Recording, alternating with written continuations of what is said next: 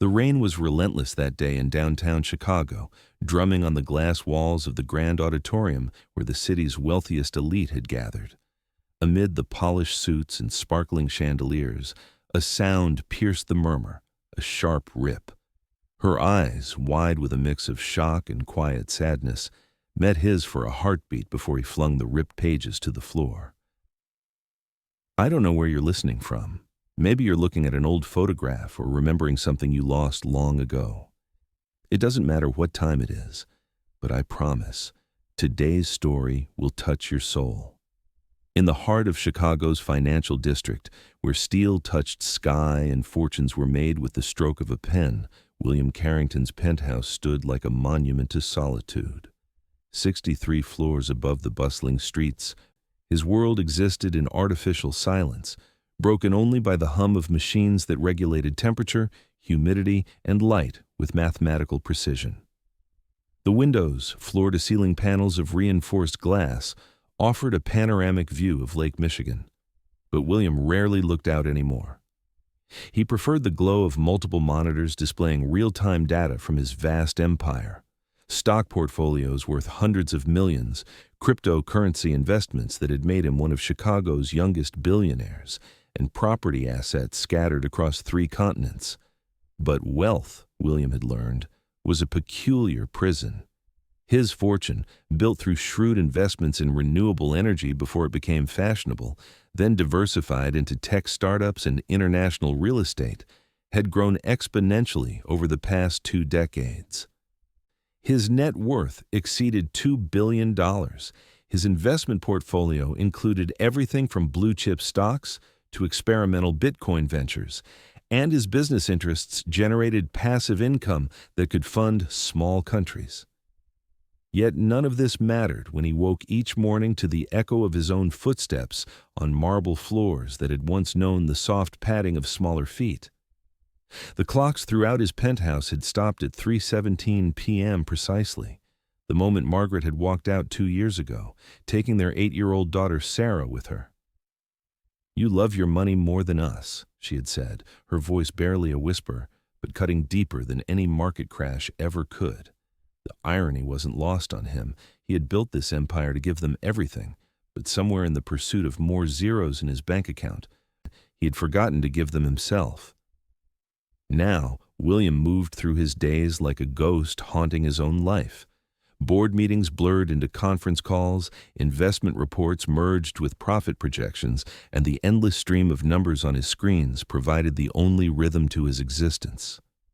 His personal assistant fielded calls from financial advisors, managing his diverse portfolio of assets, while automated systems monitored his cryptocurrency holdings and international stock positions. The money kept flowing, growing, multiplying, but it felt as empty as the dinner table where he ate alone each night, the taste of gourmet meals turning to ash in his mouth. The morning Emily Chen stepped into his carefully ordered world began like any other. Gray Chicago sky threatening rain, the familiar weight of emptiness settling over him like a shroud. He was reviewing quarterly reports from his sustainable energy investments when movement outside his window caught his attention. 63 floors below, children were playing in Grant Park, their colorful jackets bright spots against the autumn grass. For a moment, he allowed himself to wonder if Sarah still played like that, still laughed with the abandon he remembered from before. His work consumed everything. Emily was 9 years old, with eyes that seemed to hold starlight and a spirit that couldn't be contained by the modest 2-bedroom apartment she shared with her mother on Chicago's South Side. Rosa Chen worked 3 jobs, cleaning offices downtown before dawn, stocking shelves at a neighborhood grocery during the day, and tutoring immigrant children in English after school. Their apartment was small but filled with warmth, the walls decorated with Emily's drawings and Rosa's certificates from her citizenship classes. They counted every dollar, saved every penny, and still managed to find reasons to laugh together over dinner each night. Emily carried herself with the quiet confidence of a child who had learned early that dreams were precious things worth protecting. Her backpack, worn but carefully maintained, always contained a notebook filled with ideas that spilled across pages in her careful handwriting. She sketched designs for floating gardens that could purify polluted water, drew blueprints for solar panels shaped like flowers, and wrote letters to the mayor about creating green spaces in food deserts. Rosa often worried that her daughter's heart was too big for a world that seemed determined to crush anyone who dared to hope. "Mija," Rosa would say gently, smoothing Emily's hair as they sat together reviewing homework. "The world is not always kind to dreamers." But Emily would look up with those luminous eyes and respond, "Then maybe the world needs more dreams, Mama." It was this unshakable faith in possibility that drew people to Emily like flowers turning toward sunlight. At school, she befriended the lonely kids, shared her lunch with anyone who looked hungry, and somehow convinced even the toughest teachers to smile. The notebook she carried everywhere was her most treasured possession, a composition book with a bright blue cover that Rosa had bought for 50 cents at a yard sale. Inside its pages, Emily documented everything that sparked her imagination: newspaper articles about environmental innovations, sketches of architectural improvements for low-income housing, even complicated mathematical formulas she copied from library books she was technically too young to understand. She believed, with the pure faith of childhood, that every problem had a solution waiting to be discovered. On that gray Tuesday morning in October, Emily was walking to school when she noticed a commotion outside the gleaming towers of downtown Chicago. A crowd had gathered around a construction site where another luxury high-rise was being built, and protesters held signs reading, "Housing for people, not profit, and our neighborhood, our future." Emily paused, her notebook pressed against her chest. Watching as police officers corralled the demonstrators while construction workers continued their labor behind temporary barriers. She didn't know that William Carrington owned the development company transforming this working-class neighborhood into expensive condominiums. She didn't understand the complex web of investments, tax incentives, and municipal contracts that had made this project possible. But she recognized injustice when she saw it. Families being pushed from homes they'd occupied for generations, while new buildings rose to house people who would never know their names. Standing there in her patched jacket and second-hand shoes, Emily opened her notebook and began to write. Her letters to city council members were polite but persistent, her research meticulous despite her age. She interviewed elderly neighbors who remembered when the area was full of small businesses and community gardens. She documented the displacement of families and calculated the loss of affordable housing units. Her notebook filled with names, addresses, phone numbers, and carefully drawn maps showing how the neighborhood was changing. Emily didn't just see problems, she envisioned solutions that honored both progress and people. It was this work that brought her to the attention of community organizers planning to attend William Carrington's next public presentation. The irony of a 9-year-old challenging a billionaire wasn't lost on them. But Emily's research was so thorough, her passion so genuine, that they invited her to join their group. Rosa worried about the attention, about putting her daughter in the spotlight where powerful people might notice them, but Emily's determination was unstoppable. "If we don't speak truth to power," she told her mother with startling maturity, "then who will?"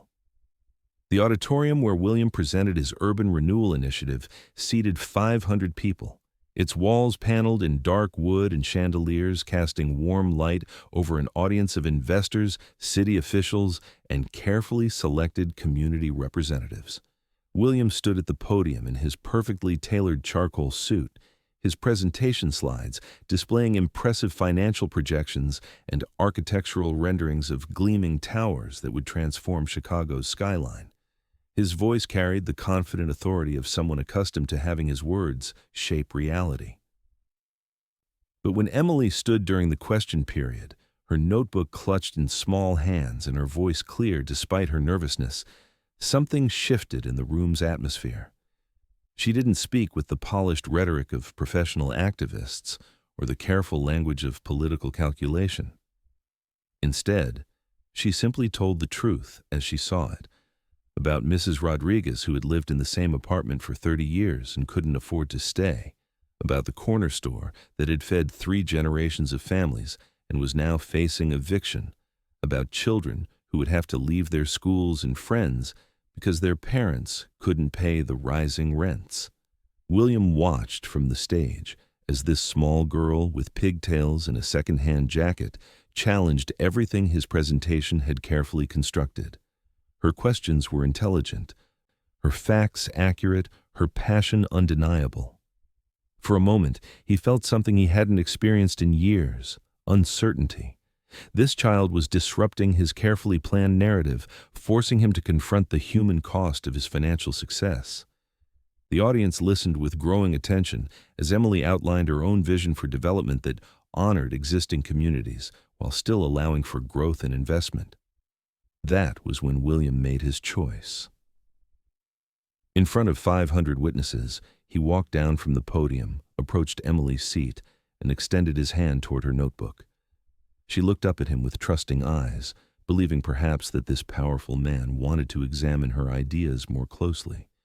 Instead, he took her notebook and tore it in half. The sound of ripping paper echoing through the suddenly silent auditorium like a gunshot. The torn pages fluttered to the floor, months of research, carefully drawn diagrams, and heartfelt letters scattered like fallen leaves. Emily stared at the destruction of her work, her eyes wide with shock and hurt, but not, William noticed, with surprise, with fear. The audience sat frozen, uncertain how to process this act of casual cruelty against a child. For several heartbeats, no one moved or spoke. Then Emily bent down, gathered the torn pages with careful dignity, and looked up at William with eyes that held more compassion than condemnation. "You can tear my notebook," she said softly, her voice carrying clearly in the stunned silence. "But you can't tear the dreams inside people's hearts.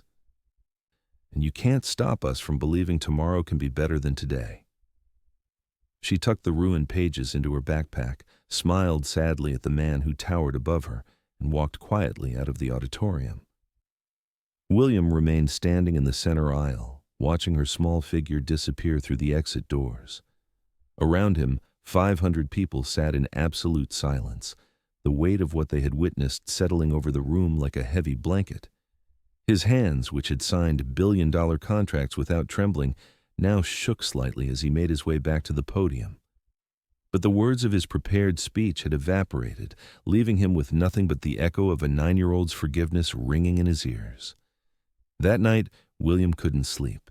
He paced through his penthouse, past the stopped clocks and empty picture frames, trying to shake the image of Emily's face from his mind. He told himself she was just another activist in training, another idealistic child who would learn harsh reality soon enough. But her words haunted him.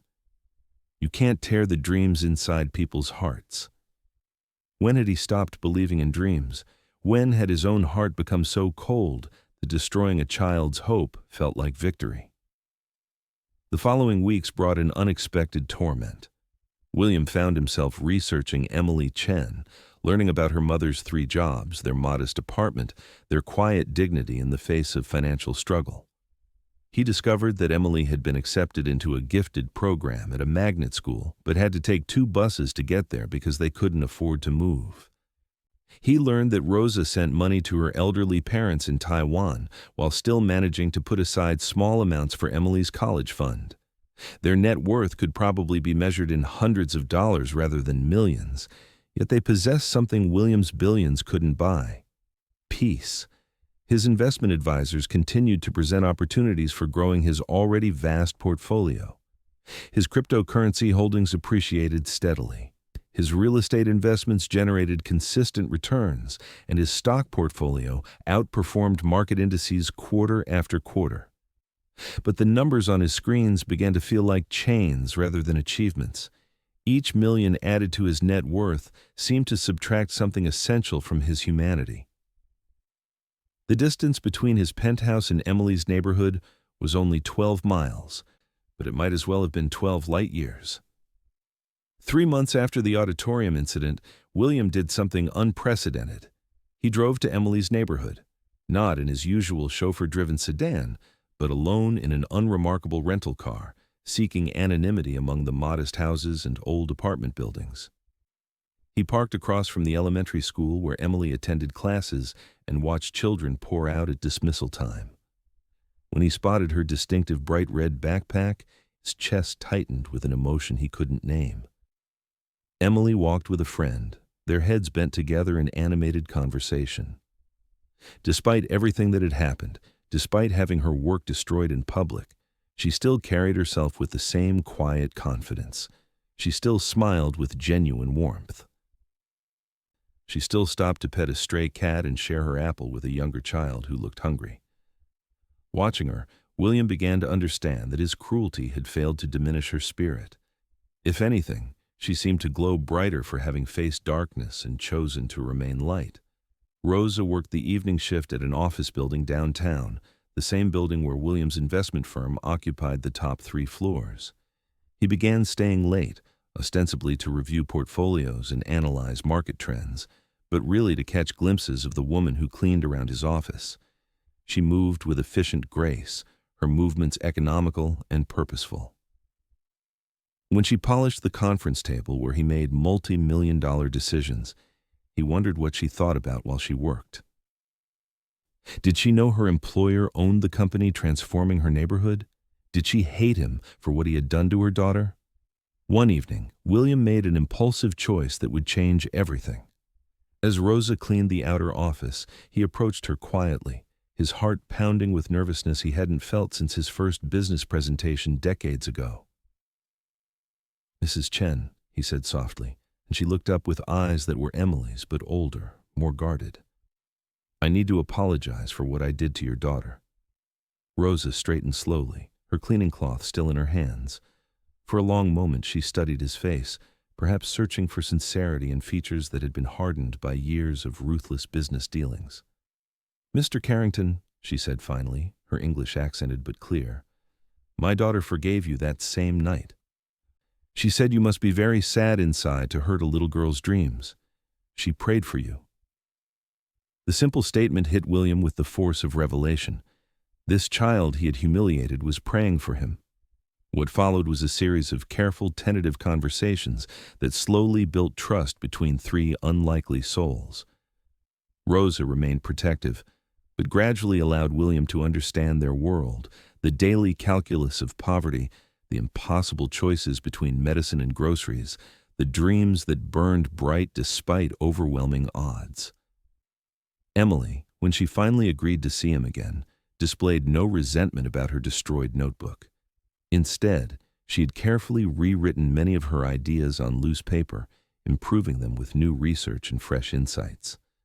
William found himself visiting their apartment on Sunday afternoons, initially under the pretense of discussing community development, but really to experience something he had forgotten existed, a home filled with love. The apartment was tiny by his standards, but every corner held evidence of lives fully lived. Emily's drawings covered the refrigerator, Rosa's night school textbooks lined makeshift shelves, and the kitchen always smelled of simple but delicious cooking that made William remember what food could taste like when prepared with care rather than hired expertise. Emily showed him her rebuilt notebook, now contained in multiple composition books that Rosa had splurged to buy. Her plans had evolved, grown more sophisticated, but maintained their essential optimism about human possibility. She had designed modular housing units that could be affordable yet beautiful, solar collection systems that looked like art installations, and community garden networks that could address both hunger and social isolation. Looking at her work, William realized she possessed something his MBA and decades of business experience had never taught him, the ability to see problems as opportunities for healing rather than profit. The transformation didn't happen overnight. William struggled against years of conditioning that equated gentleness with weakness, compassion with foolishness. His business associates noticed changes in his decision-making, his increasing reluctance to pursue investments that displaced vulnerable communities. His financial advisors warned that sentiment was the enemy of sound portfolio management. But sitting in Emily's small living room, Listening to her read stories she had written about children who solved impossible problems with kindness and creativity, William began to remember who he had been before wealth became his only measure of worth. Rosa worked extra hours to pay for Emily's school supplies and winter coat, and William found himself wanting to help but knowing that direct handouts would insult their dignity. Instead, he began exploring ways his investments could create jobs in their neighborhood, small business loans that enabled entrepreneurship, educational initiatives that provided pathways to economic mobility, infrastructure improvements that enhanced quality of life without forcing displacement. For the first time in decades, William's vast financial resources felt like tools for construction rather than weapons for acquisition. Emily's influence grew beyond their Sunday afternoon visits. She convinced William to attend community meetings where residents discussed their hopes and fears about development. He listened as elderly men described losing family businesses to rising commercial rents, as young mothers explained why they couldn't afford childcare that would allow them to work full-time, as teenagers talked about having no safe spaces for recreation or study. Gradually, William began to see his wealth not as a scoreboard but as a responsibility to others who'd been less fortunate in the lottery of birth and circumstance. The change in William's penthouse reflected his internal transformation. The stopped clocks began ticking again, marking time that felt meaningful rather than empty. He replaced the harsh LED lighting with warmer bulbs that reminded him of Rosa's kitchen. The sterile modern furniture gave way to comfortable pieces where visitors might actually want to sit. Most significantly, he covered one wall with Emily's drawings, visions of a world where technology served humanity and prosperity included everyone. The little girl's imagination brought color to spaces that had been gray for too long. But transformation is rarely smooth, and William's journey toward redemption faced its greatest test when his business empire itself came under threat. Emily's community organizing had grown beyond their small neighborhood, inspiring similar movements across Chicago. Her detailed research and compelling presentations had attracted attention from investigative journalists who began examining the human cost of rapid gentrification. William's development projects, once celebrated as examples of urban renewal, now faced scrutiny as case studies in displacement and inequality. The crisis reached its peak during a city council meeting where Emily, now 10 years old and even more articulate, presented a comprehensive alternative development plan that would preserve affordable housing while still allowing for economic growth. Her proposal was thorough, well-researched, and completely at odds with William's pending investments worth hundreds of millions of dollars. Television cameras broadcast the session live, showing this remarkable child challenging some of Chicago's most powerful business interests with nothing but facts, passion, and an unshakable belief in justice. William watched from his office as Emily's presentation dismantled the financial logic of his current projects. Her alternative would generate far smaller profits, require extensive community input, and fundamentally change his relationship with the city's political establishment. His lawyers and advisors gathered around him, presenting strategies for discrediting her work, questioning her motives, and protecting his investments. "She's just a child," one attorney argued, "certainly bright, but she doesn't understand the complexities of municipal finance and real estate economics." But William understood something his advisors couldn't grasp. Emily's proposals weren't naive idealism. They were sophisticated solutions that prioritized long-term community health over short-term profit maximization. Her plans actually addressed problems his developments would create, building social infrastructure alongside physical construction. She was offering him a chance to use his wealth and expertise in service of something greater than his own accumulation of assets. The question was whether he had the courage to take it. The pressure from William's business partners intensified as Emily's movement gained momentum. Board members questioned his judgment, investors threatened to withdraw support, and political allies suggested that associating with child activists might damage his credibility in future dealings. His cryptocurrency investments remained strong. His international portfolio continued generating substantial returns, and his net worth had actually increased during the months of his transformation. But none of that mattered if he lost control of the development projects that had been the foundation of his Chicago empire. Rosa sensed the growing tension and worried about the attention surrounding Emily. Death threats had begun arriving at their apartment, anonymous letters warning them to stop interfering with business interests. Rosa installed new locks, varied their daily routines, and seriously considered accepting her sister's invitation to move to California, where they might find safety and anonymity. "Maybe we should be quiet now, mija," she told Emily one evening as they sat together reviewing homework. Some battles are too big for little girls, but Emily had inherited her mother's strength along with her father's stubborn idealism. "If we stop now," she said with startling maturity, "then all the families who trusted us will lose their homes, and Mr. Carrington will go back to being sad and empty inside. I can't let that happen." Rosa looked at her daughter, this small girl who somehow carried the weight of adult concerns without losing her essential lightness, and knew that Emily's path forward meant walking through darkness toward an uncertain dawn.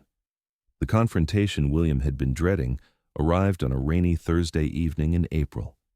His board of directors called an emergency meeting, demanding that he either abandon his association with community activists or step down as CEO of the development company he had built from nothing.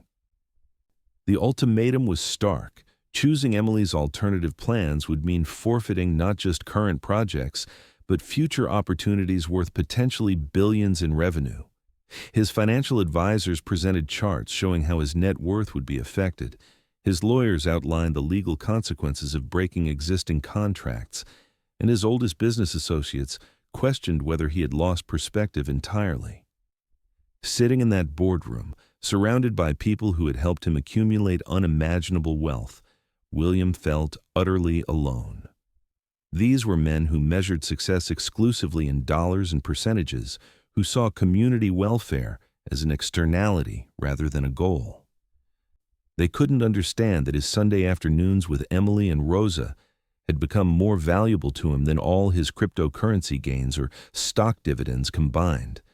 They lived in a world where winning required someone else's losing, where compassion was weakness and sentiment was failure. William's choice sent shockwaves through Chicago's business community. He resigned his position as CEO, liquidated his stake in the development company, and used the proceeds to establish a foundation focused on equitable development.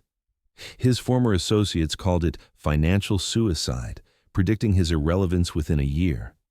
Financial media portrayed it as the spectacular collapse of a once brilliant investor who had lost his edge. His net worth, while still substantial, dropped by nearly half as he divested from projects that prioritized profit over people. But Willie felt lighter than he had in years. He woke each morning with purpose rather than emptiness, his days filled with meaningful work rather than endless accumulation. The foundation's offices were modest compared to his previous corporate headquarters, but they buzzed with energy as Emily helped design programs that combined economic development with social justice.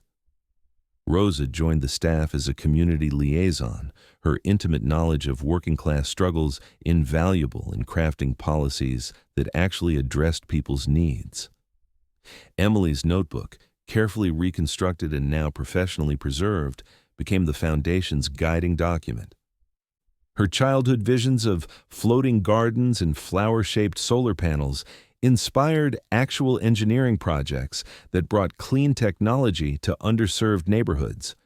Her plans for affordable housing led to construction methods that reduced costs without sacrificing quality.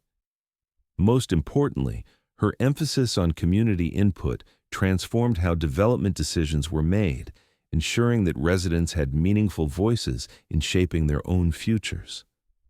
The impact extended far beyond Chicago's borders. Emily's story, the little girl who had challenged a billionaire and transformed his heart, inspired similar movements in cities across America. Her combination of rigorous research and hopeful imagination provided a model for youth activism that was both practical and inspiring. Universities invited her to speak about sustainable development.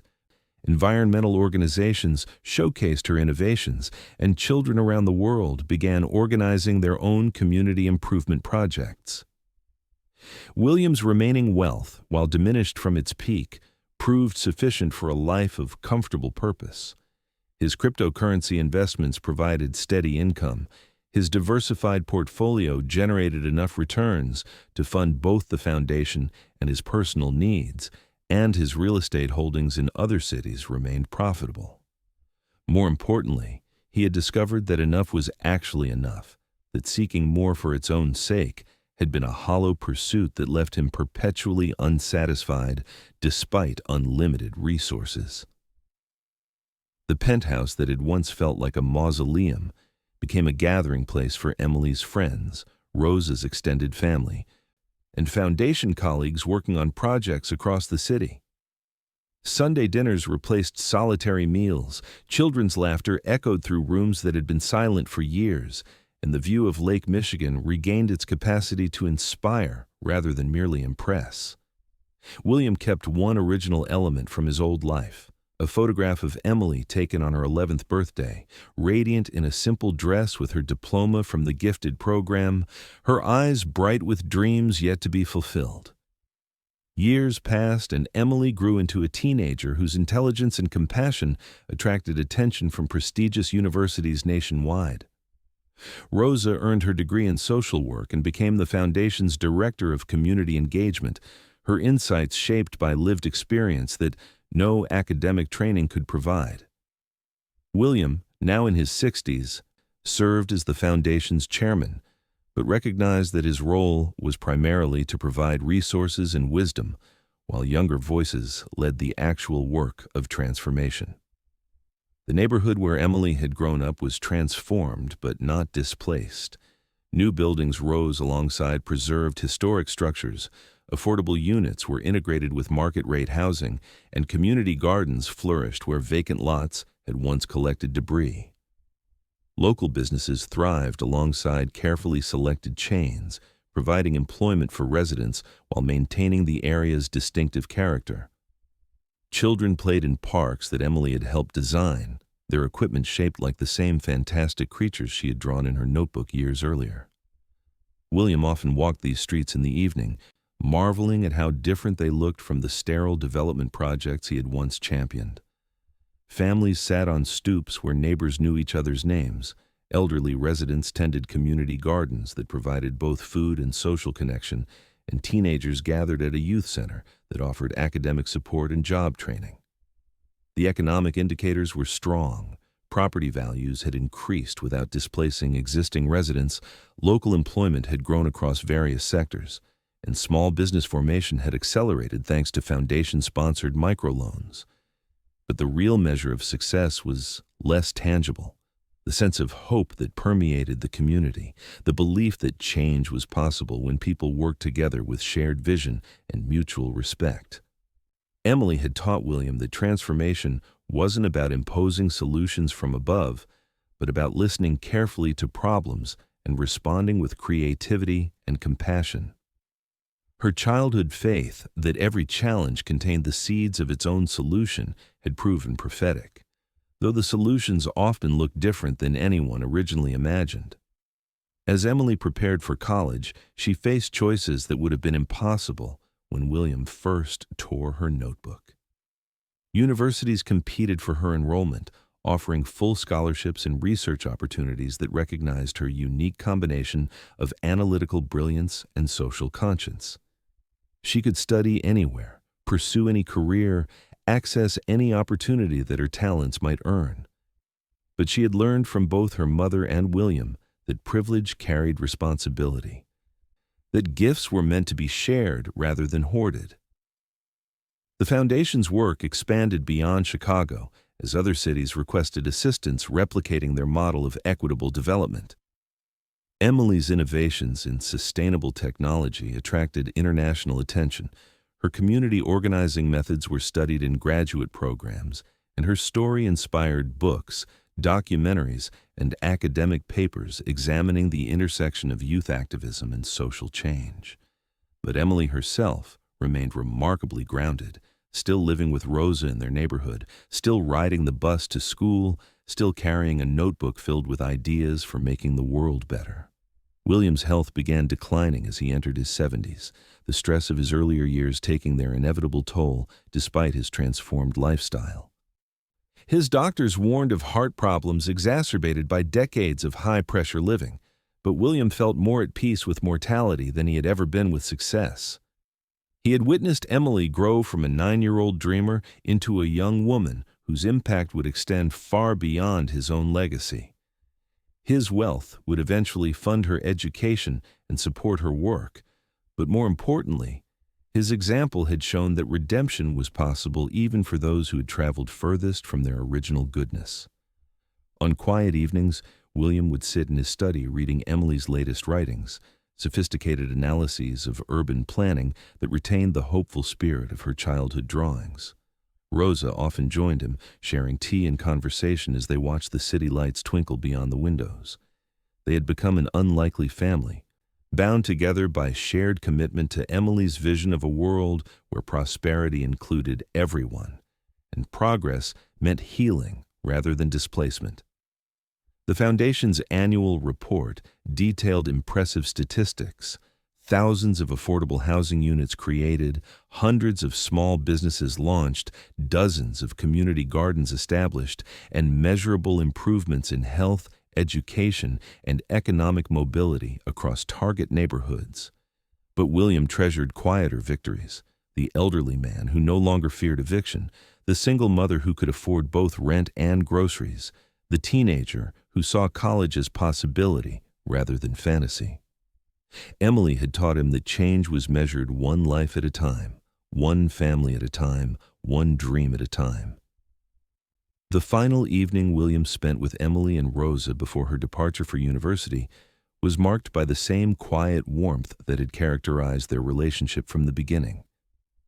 They shared dinner at the kitchen table where he had first learned what home could mean, surrounded by Emily's latest drawings and Rosa's night school certificates that had eventually led to her master's degree in social work.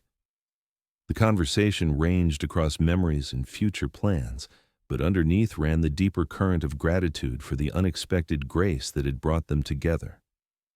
Emily, now 18 and preparing to study environmental engineering at MIT, still carried the same bright spirit that had challenged him years earlier. But her innocence had matured into wisdom, her faith tempered by experience while remaining fundamentally unshaken.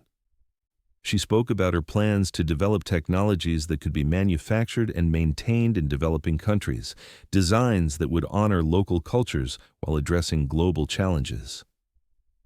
Listening to her, William understood that his greatest investment had been not in stocks or real estate or cryptocurrency, but in nurturing her potential to heal a broken world.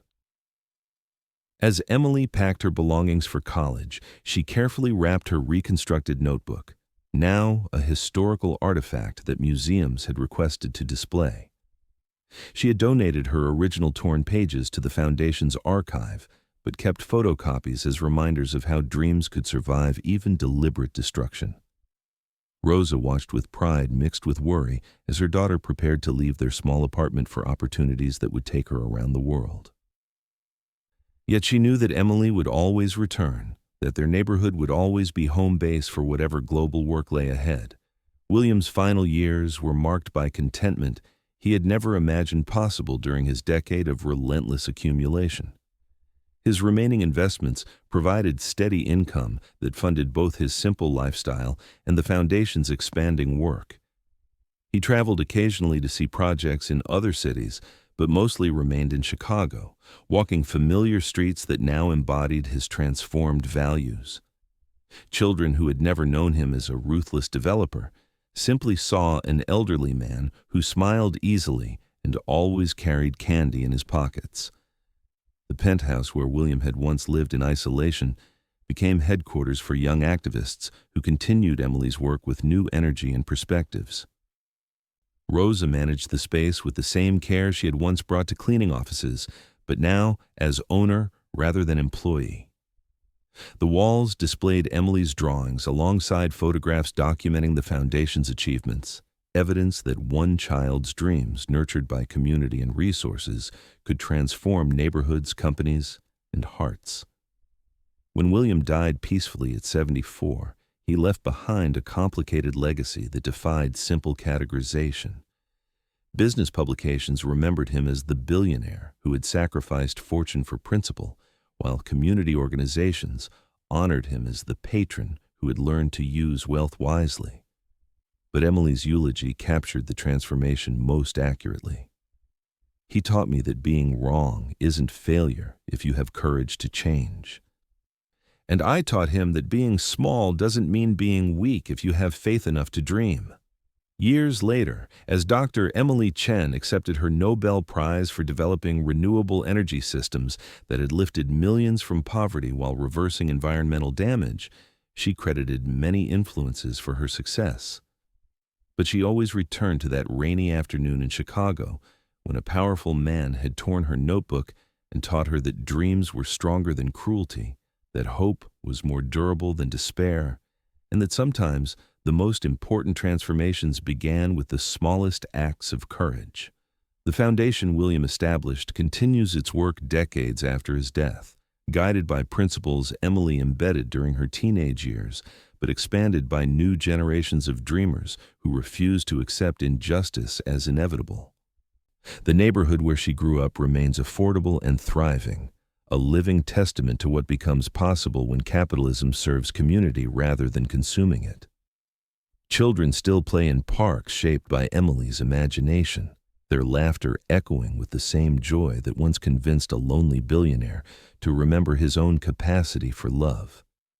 But perhaps the most remarkable chapter of this story unfolded during Emily's sophomore year at MIT, when she received an unexpected visitor in her dormitory.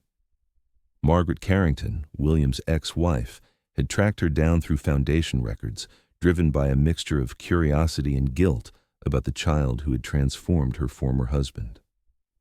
Margaret arrived on a gray March afternoon, her expensive clothes and nervous demeanor marking her as someone unaccustomed to the casual atmosphere of student life. "I need to understand," Margaret said simply, sitting across from Emily in the dormitory common room where students hunched over laptops and textbooks. "William changed completely after he met you. When we were married, I begged him for years to consider how his work affected other people. But one conversation with a 9-year-old girl accomplished what I couldn't in 15 years of marriage." Emily studied the woman who had once shared William's penthouse, noting the sadness beneath her composed exterior. Margaret was elegant in the way that money could buy: perfect hair, flawless makeup, clothing that cost more than Rosa's monthly salary.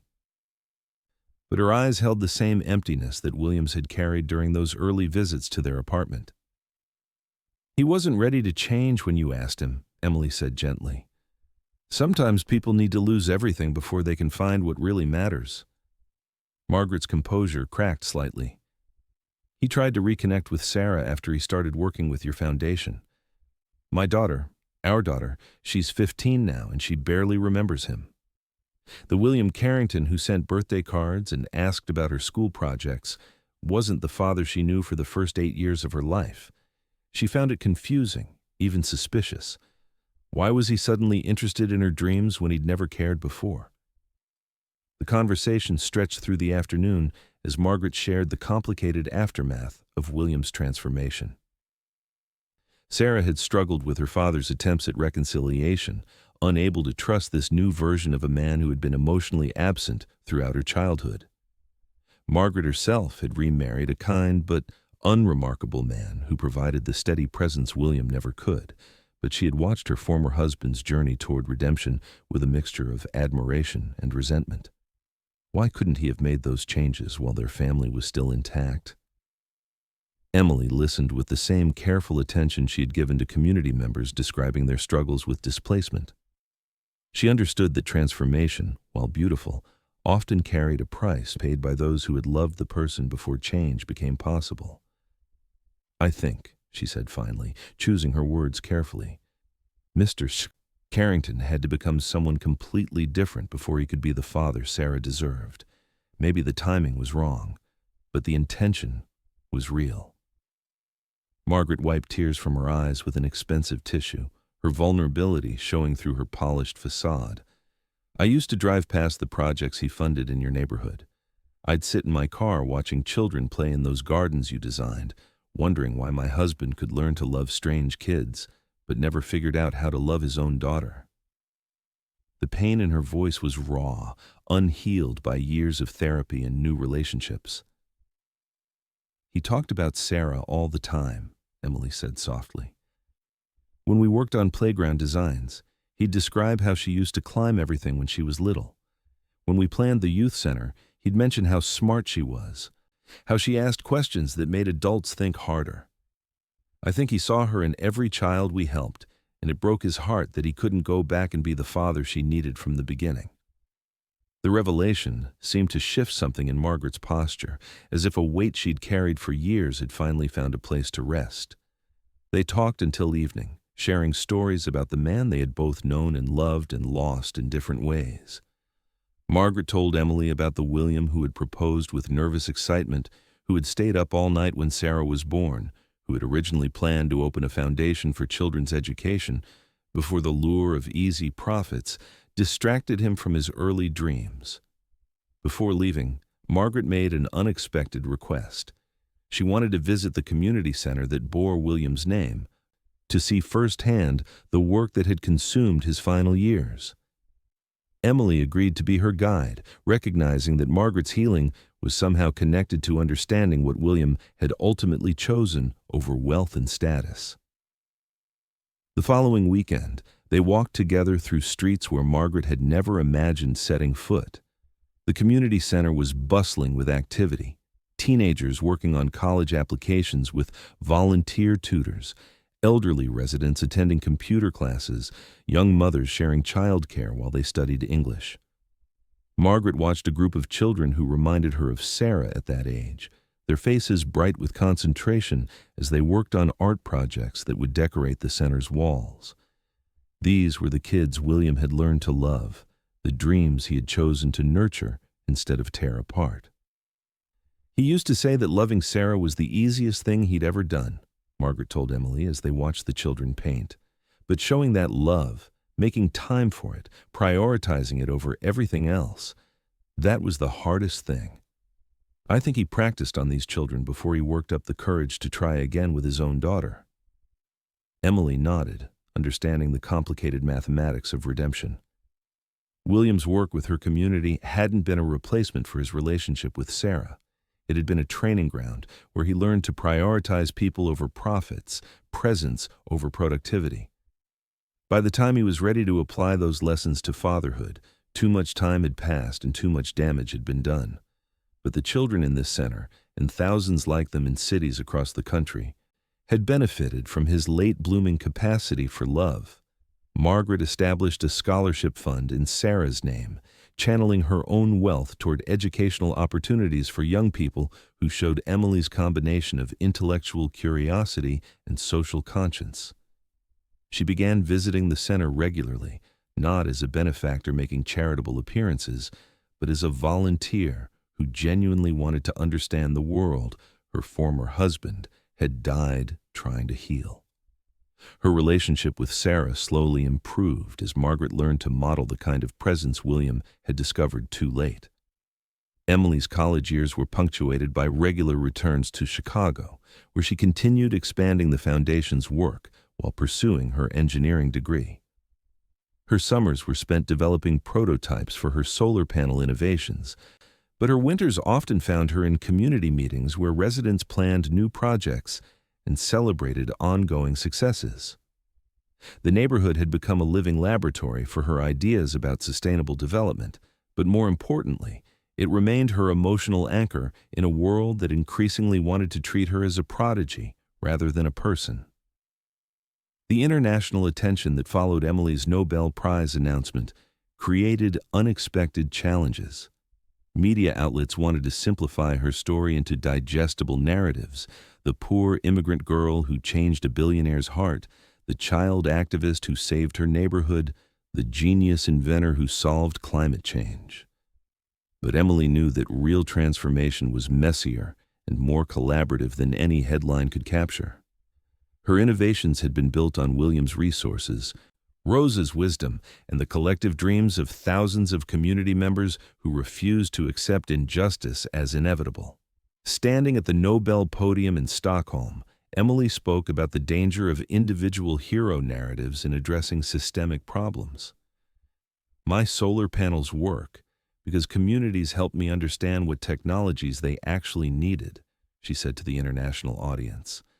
"My housing designs succeed because residents taught me how families really live, and my faith in human possibility exists because a man who once tore my notebook showed me that people can change, even those who seem hardest and coldest and most set in their ways."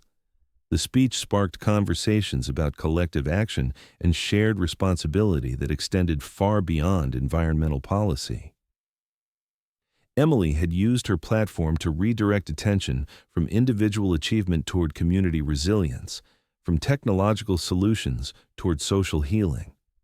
The girl who had once stood up to a billionaire in a Chicago auditorium had grown into a woman who challenged the entire world to reconsider how change actually happened. In the months following her Nobel recognition, Emily returned to Chicago with renewed commitment to staying connected to the community that had shaped her. She established her primary research laboratory in the same neighborhood where she had grown up, choosing to anchor cutting-edge work in renewable energy within walking distance of the apartment where Rosa still lived. The decision puzzled academic colleagues who expected her to accept prestigious positions at elite institutions, but Emily understood that her innovations needed to remain connected to the people they were meant to serve. The laboratory became a new kind of institution, part research facility, part community center, part training ground for young people who wanted to pursue careers in environmental engineering. Emily hired residents as research assistants, trained teenagers in technical skills that led to college scholarships, and insisted that every project address actual problems identified by community members. Her work remained globally relevant while staying locally rooted, proving that world-changing innovation didn't require abandoning the places and people who had made it possible. Rosa, now in her 60s and serving as the foundation's executive director, often reflected on the journey that had brought her daughter from that small apartment to international recognition. She had kept every newspaper clipping, every photograph, every letter from universities and organizations that wanted to honor Emily's work. But her proudest moments came during quiet Sunday dinners, when Emily would sit at their kitchen table, sketching new ideas in notebooks that had evolved from that first blue composition book, but retained the same spirit of hopeful possibility. The ripple effects of Emily's work extended into unexpected areas. Her community-centered approach to technological development influenced urban planning policies in dozens of cities. Her emphasis on local knowledge shaped how international development organizations approached project design. And her story inspired a generation of young people to believe that age was not a barrier to meaningful social change. Children around the world began carrying notebooks filled with their own ideas for healing broken systems, writing letters to powerful people, and organizing their peers around visions of justice that adults had dismissed as impossible. Margaret's scholarship program, now in its 10th year, had supported hundreds of young activists who combined Emily's analytical rigor with her commitment to community welfare. Many recipients had established similar foundations in their own cities, creating a network of grassroots organizations that approached social problems with both technical expertise and genuine love for the people they served. The model Emily had pioneered, rigorous research guided by community wisdom and supported by transformative philanthropy, had become a template for effective activism across multiple issues and contexts. As Emily entered her 30s, she faced decisions about marriage and motherhood that previous generations of women scientists had found incompatible with professional success. But her life, had always defied conventional categories, and she approached personal relationships with the same intentionality that characterized her professional work. She ultimately married David Rodriguez, a community organizer she had met during a housing advocacy campaign, and their wedding was held in the same auditorium where William had once torn her notebook, now renovated as a community meeting space that hosted celebrations alongside strategy sessions. Their children, twin daughters born when Emily was 33, grew up in the neighborhood that had shaped their mother's worldview, attending the same schools Emily had attended, but with resources and opportunities that her advocacy had helped create. The girls, Maria and Sophia, showed their mother's curiosity and their father's natural ease with people, but they also displayed a confidence that came from growing up in a community that valued their questions and trusted their capacity to contribute meaningful ideas. William's legacy lived on not just in the foundation that bore his name, but in the transformed understanding of wealth and responsibility that Emily's story had inspired. Business schools began teaching case studies about his radical career change, analyzing the decision to prioritize community impact over profit maximization as a model for sustainable capitalism. His example had shown that redemption was possible even for those who had traveled furthest from their original humanity, but it had also demonstrated the courage required to substantively change course when success was measured differently. The penthouse where William had lived in isolation was eventually converted into affordable housing units that accommodated 12 families, its luxury features repurposed to maximize space and natural light. Emily had insisted on preserving William's study as a small library focused on books about social justice and environmental sustainability, a quiet space where residents could pursue their own education and dreams. The room that had once housed stopped clocks and empty picture frames now contained children's laughter and the rustle of turning pages, evidence of time that moved forward with purpose and hope. Emily's notebooks had evolved into digital platforms that connected young activists around the world, but she still carried a physical notebook wherever she traveled, a habit that reminded her of the power contained in simple tools used with focused intention. During international conferences and university lectures, she would hold up that notebook and ask audiences to remember their own childhood dreams, to consider what they had wanted to change about the world before adults convinced them that transformation was impossible. The question she posed most frequently in her speeches was simple but profound. What would happen if we trusted children's visions of justice instead of teaching them to accept injustice as normal? She had seen firsthand how adult cynicism could destroy young imagination, but she had also witnessed the extraordinary changes that became possible when communities chose to nurture rather than dismiss their most hopeful voices. Her own story provided evidence that seemingly impossible dreams could reshape reality when supported by sufficient resources, sustained commitment, and genuine love. As Emily approached her 40th birthday, she began writing her memoirs with characteristic attention to both personal narrative and broader social analysis. The book, titled Dreams Stronger Than Cruelty, became an international bestseller that was translated into 47 languages and adapted for young adult readers who needed to believe that their own activism could make a difference. But Emily insisted that royalties from the book sales support community-led projects rather than personal enrichment, continuing the pattern of using her platform to amplify other voices rather than accumulate individual wealth. Rose's health began declining as she entered her 70s, the decades of physical labor and emotional stress taking their inevitable toll.